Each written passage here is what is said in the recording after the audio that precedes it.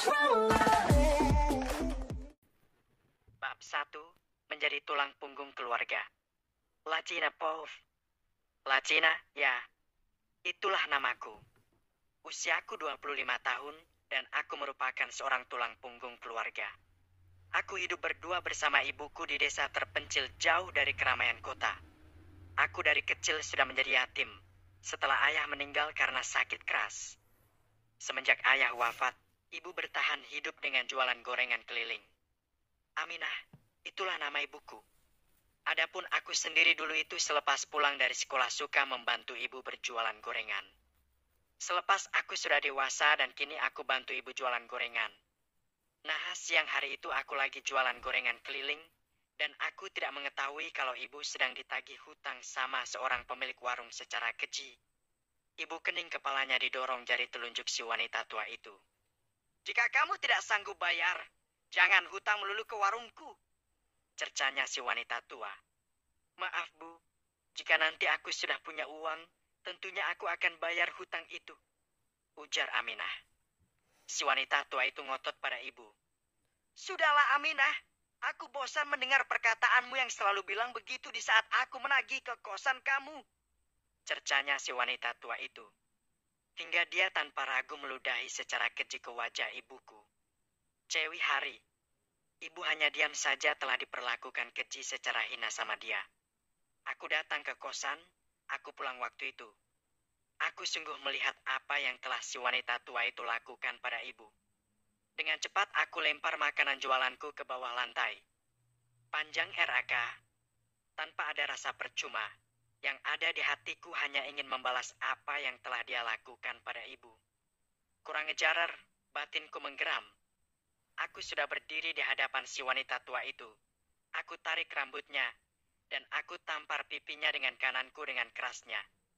Panjang lebar kakak, inikah caramu menagih hutang pada ibuku? Tidaklah kamu bisa sopan sedikit pada ibuku? Geramku padanya. Dia rupanya tidak terima rambutnya aku renggut, dan pipinya aku tampar. Hingga dia meludahi wajahku seperti yang sebelumnya dia lakukan pada ibu secara keji. Cewi Hari, ingat ya Latina, jika ibumu tidak bayar hutangnya padaku dalam jatuh tempo pada akhir bulan, maka aku tidak akan segan mengambil barang-barang berharga kalian. Mengerti? Ancam si wanita itu. Aku usap saliva di wajahku yang telah diludahinya. Aku dekati dia. Aku tarik rambutnya lagi. Aku tampar pipinya yang kedua kalinya dengan kerasnya. Panjang lebar kakak. Dia terjungkal. Dia tak berani melawan padaku yang telah aku tampar wajahnya. Mungkin dia takut melihatku yang emosi di level yang tertinggi. Wanita apaan kamu ini? Aku akan buktikan bahwa aku akan bisa mengangkat derajat ibuku. Dan aku akan balas penghinaanmu pada kami. Sergahku. Haha. Tina. Kalau hanya pembual, buktikan jika kamu mampu mengangkat derajat ibumu, haha. Dia tertawa terbahak padaku. Berdebat denganmu tentu tidak akan ada akhirnya. Baiklah, aku mengalah. Tapi lihat saja, aku akan kembali untuk menagih hutangmu padaku yang puluhan juta itu, Aminah. Dan juga kamu, Latina, memaki si wanita tua itu pada kami. Aku mengusirnya dengan suara histeris. Pergi kamu, pergi. Segera aku melangkahkan kaki kepada ibu yang lagi bersandar di dinding rumah. Ibu baik-baik saja? Tanyaku yang telah berdiri di hadapannya. Ibu menatapku lepas tersenyum tipis padaku, dan aku mengetahui betul raut wajahnya begitu sedih. Tak mengapa kok, nak? Jawabnya. Aku memegang kedua sisi kepala ibuku, dan aku menatap tajam raut wajah ibu. Ibu, Tina tidak ingin melihat ibu bersedih terus. Ucapku yang prihatin melihat keadaannya. Nampaknya ibu belum mengerti apa yang aku katakan padanya. Apa maksud kamu, nak? Aku sempat melangkahkan kaki berlalu dari ibu. Akan tetapi aku membalikan badan dan kembali bicara lagi pada ibu.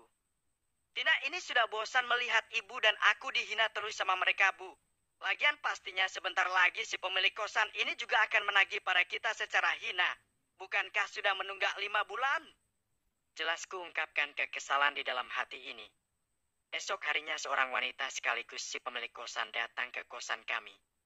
Tante, Ucap ibu selepas buka pintu setelah si pemilik kosan mengetuk pintu. Si wanita itu nampaknya kesal pada ibu. Sudahlah, jangan banyak bicara kamu, Aminah. Bentak dia seraya mendorong badan ibu hingga ibu terjatuh. Bero kakak.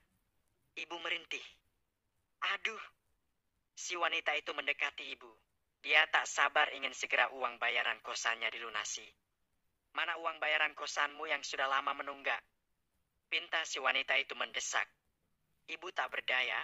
Beliau bersimpu di bawah kaki si pemilik kosan itu. Baiklah, tante, aku akan bayar.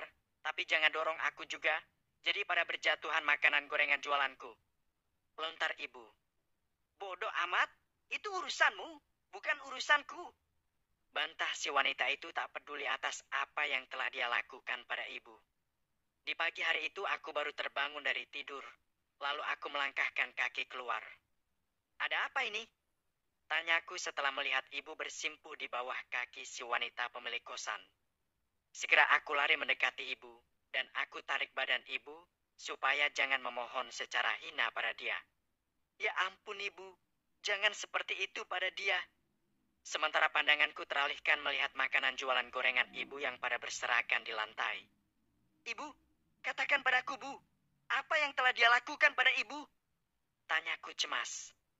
Aku geram dan aku menatap tajam si wanita pemilik kosan itu dengan melototinya. Hei, kamu apain ibu aku? Bentakku padanya. Kamu juga Latina, kamu kan anaknya. Mana bayar kosan kalian? Desak si wanita itu. Jujur saja aku bersama ibu belum punya uang untuk bayar kosan itu. Boro-boro untuk bayar, untuk makan juga kami itu kesusahan. Kami belum punya uang. Jawabku. Si wanita itu menarik nafas panjang karena kedatangannya untuk menagih uang bayaran kosan pada kami tak sesuai harapannya. Sial! Gerutunya. Si wanita itu berlalu pergi begitu saja dari hadapan kami. Lalu aku mendekatinya, aku kejar dia. Dan aku tarik pundaknya.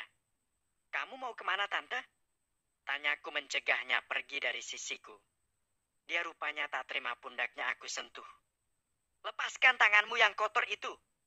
Aku menatapnya serius, karena aku ingin dia minta maaf pada ibu. Aku akan lepaskan sebelum Tante minta maaf pada ibuku. Pintaku padanya. Apa katamu? Aku harus minta maaf sama ibu kamu. Sudi aku. Kata si wanita itu tercengang. Melihat dia yang sudah menghina ibu, aku geram. Tanpa ragu aku tampar pipinya. Panjang lebar kakak. Kurang ajar. Beraninya menamparku. Geram dia, tidak terima aku tampar pipinya. Si wanita itu memberikan perlawanan padaku. Dia mencoba melayangkan tangannya padaku. Rasakan ini. Aku tangkis tangannya yang sempat mau menamparku. Kenapa, Tante? Mau melawanku? Tanyaku tenang. Tanpa ragu aku tampar lagi pipinya. Panjang lebar kakak. Segera aku usir si wanita itu. Pergi dari sini, Tante! Namun, si wanita itu rupanya malah membalik menyerangku. Kurang ajar. Ini kosan punyaku. Mestinya aku yang mengusir kalian dari sini. Apakah kalian mau aku usir? Bentak dia, emosinya tak tertahankan. Setelah ibu mendengar perkataan si wanita pemilik kosan tadi, hati ibu merasa takut mau tinggal di mana lagi. Segera ibu mendekati kami. Maaf Tante dengan perlakukan anakku, ucap ibu memohon. Segera ibu menatapku serius dan beliau minta aku minta maaf pada dia. Tina, minta maaflah pada dia. Tita ibu. Tetapi bu, kataku gugup. Yang tak bisa mengelak melihat ibu yang begitu ingin sekali aku memohon maaf pada dia. Nantikan episode selanjutnya. Pesan dari author. Jangan pernah takut pada orang yang menghina kita. Anggap saja hinaan, celaan, dan hujatan terhadap kita itu sebagai cambuk untuk kita lebih termotivasi meraih kesuksesan.